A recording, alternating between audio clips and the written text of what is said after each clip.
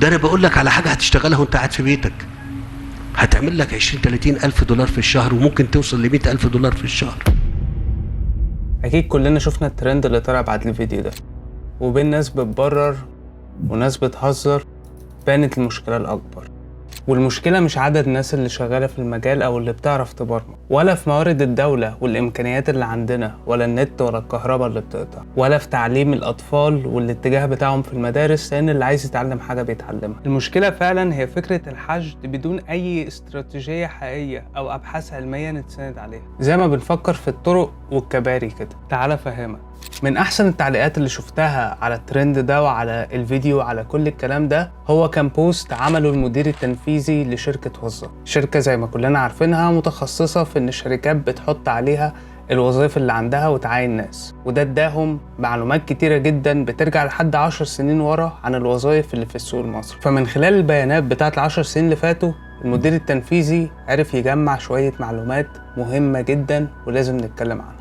متوسط مرتبات الناس في مصر حاليا في السنة اللي احنا فيها حوالي 16,000 جنيه، ده من غير ما نخصم التأمينات والضرايب وكل الحاجات اللي بتخصم منها، وده عبارة عن زيادة سنوية في حدود 12% سنة عن سنة، واللي هي للأسف ولسوء الحظ أقل من نسبة التضخم. طب ده معناه إيه؟ ده معناه إن مجرد كونك شغال في السوق المصري فأنت مرتبك قيمته الفعلية بتقل كل سنة حتى لو زاد، وهشرح لك ليه كمان شوية. تاني حاجة، مجالات البرمجة فعلا مرتباتها عالية وفعلا بتكون بالدولار، بس ده لو شغال مع شركة بره عن بعد، وده بيحتاج الشخص اللي يشتغل يكون عنده مواصفات معينة ومحددة. فممكن نعتبر الناس اللي شغالة بالطريقة دي في المجال ده نسبة قليلة جدا من المبرمجين المصريين أو الناس اللي شغالة في المجال عموما. ده غير إن مقارنة بالعالم المصريين في المجال ده يعتبروا في القاع لسه، ومرتباتهم من أقل المرتبات في المجال، وده بسبب سمعتنا. لو بصينا على دولة زي الهند فهنلاقي إن هم قدروا يبقى عندهم أكتر من 1,000,000 واحد شغالين في شركات عالمية عن بعد، ومن واحد في المجال ده أحب أقول لك إن إحنا بعاد قوي. طب إيه الحل يا يوسف؟ مش هنعرف نجيب 100,000 دولار في الشهر لو اتعلمنا برمجة يعني؟ بص، هو أنا ما أظنش أصلا إن في حد شغال في المجال ده كمهندس برمجة أو سوفت وير انجينير زي ما بنسميه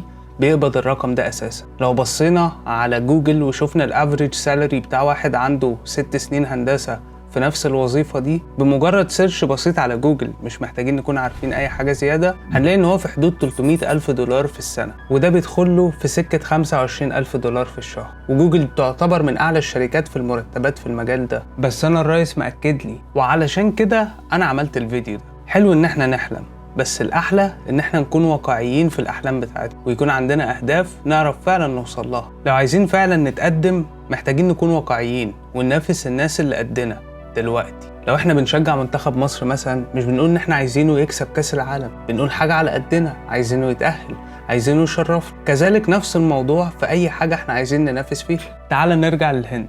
اظن الهند هي اقرب مثال ونموذج احنا محتاجين نتبعه ونحاول نبقى زيه ونطبق اللي هم عملوه، ومحتاجين فعلا ندرسه. فتعال نشوف احنا محتاجين نعمل ايه. اولا الانجليزي. سامعك اللي بتقول لغتنا العربي، انت معاك حق، بس اللغة بتفرق جدا في المرتبات، واظن انت شوف. فاول حاجة محتاجين نستثمر فيها هي اللغة، مش اللغة على الورق، اللغة كثقافة او تعلم، اللغة ان انت تقدر تتعلم بيها. مش لازم تتكلم انجليزي مع اصحابك او مع الدايرة بتاعتك، ولكن محتاج تعرف تاخد المحتوى اللي بالانجليزي وتتعلم منه. هديك مثال، انا بعمل محتوى عن تطوير المواقع، وده من مجالات البرمجة يعتبر، ولكن لو قارنت محتوايا بالمحتوى العالمي على يوتيوب مثلا، فهتلاقي ان محتواي ده نقطة في بحر، وما يقارنش خالص لا من ناحية الجودة ولا الكمية بالمحتوى الأجنبي. أنا لما بحب أتعلم حاجة بضطر أروح أتفرج على فيديوهات باللغة الإنجليزية، فأنت هتلاقي فرق كبير جدا. فهو إحنا قدامنا حل من اتنين، يعني نتعلم إنجليزي ونتعلم المحتوى باللغة الإنجليزية، يعني نستثمر في المحتوى بتاع اللغة العربية، لأن اللي بيتعلم برمجة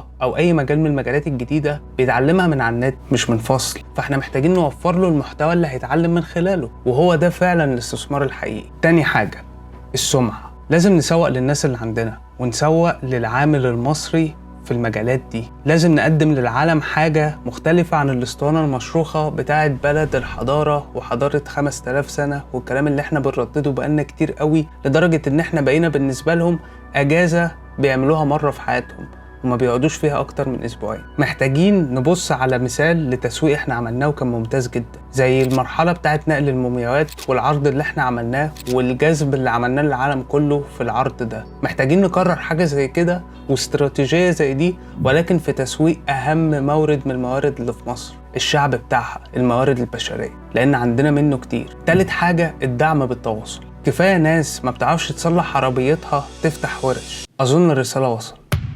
محتاجين متخذ القرار يتواصلوا ويسمعوا ويتعاملوا مع ناس شغالة فعلا في المجال، ومش قصدي حد شغال بقاله 20 سنة و30 سنة وخلاص المعلومات بتاعته ادمت اصلا والدايرة بتاعت علاقاته تعتبر اكزوستد او مستهلكة. محتاجين الشباب اللي شغال دلوقتي، اللي بيحاول، اللي بيعافر، سواء ناجح وقادر يتكلم او مش عارف وبيعاني في صمت. هم دول اللي محتاجين فعلا نحل مشاكلهم. اخر حاجة، اظن ان احنا عندنا مليون مبرمج، اظن ان احنا عندنا ناس كتيرة جدا في مجال التكنولوجيا، ولكن اظن المشكلة ان هما مش بيعملوا ارقام قريبة خالص من الارقام بتاعة السوق العالمي، وده بسبب الجودة بتاعتهم والجودة بتاعة السوق بتاعهم. ده عشان اللي بيتعلم بيتحجم، فاحنا محتاجين اللي بيتحكم يتقدم.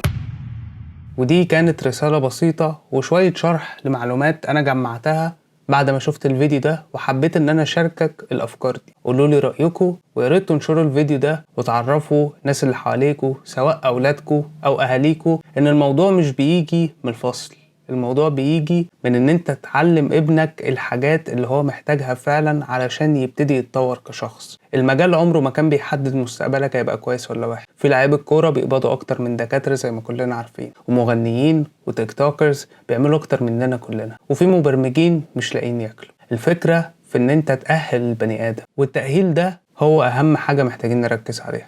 ولو أهلته صح وحطيته في بيئه خصبه، اتأكد ان هو هيكبر وهيعلم غيره، وهو ده الهدف بتاعنا. ما تنساش تعمل سبسكرايب للشانل، واشوفكم الفيديو الجاي. سلام.